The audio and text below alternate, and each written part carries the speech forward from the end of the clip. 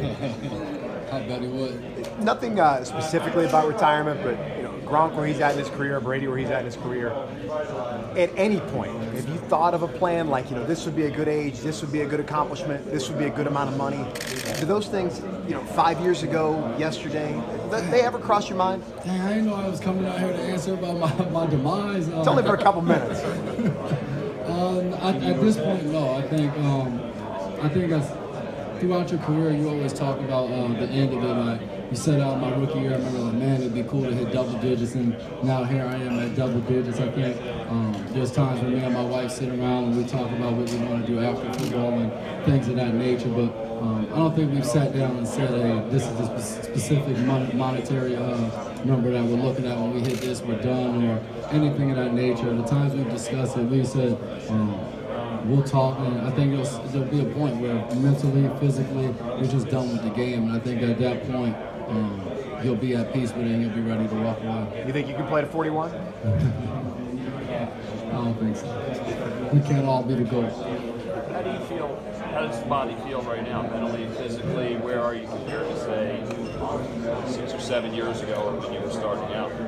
Well, I guess 6 or 7 years ago, I would have probably been on vacation at this time, drinking and enjoying the time. So right now, I would say I feel pretty good with the opportunity to play in the Super Bowl. This is the best I felt this late in January of my entire career.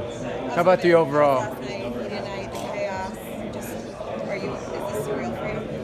Yeah, I believe so. I would say surreal is a good way to describe it. You can't really anticipate or have an expectation of what something like media night consists of, but I just been trying to have fun with everything. I think the best part about this has been just getting a chance to continue to hang around your teammates. For a lot of guys in our league right now, your season's over, guys go their separate ways, everybody's in different cities, and we get the opportunity to still be together and still have meetings and practice and going out to dinner and different things of that nature. Jason, how much suffering was it being on an 0-16 team last year?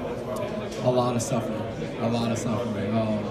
But you learn things through adversity. I think it brought us closer together in that locker room last year.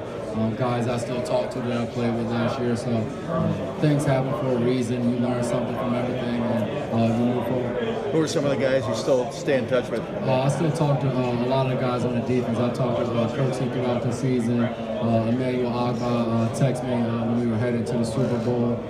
Trey up front on the D-line, Pepper, so quite a few guys there on defense. In the locker room last year, as one of the older guys, I was referred to as Uncle Matt, so a lot of guys are still checking on. Just one more thing on that tack. I mean, you see here what a quarterback means to a franchise. You kind of get a feeling.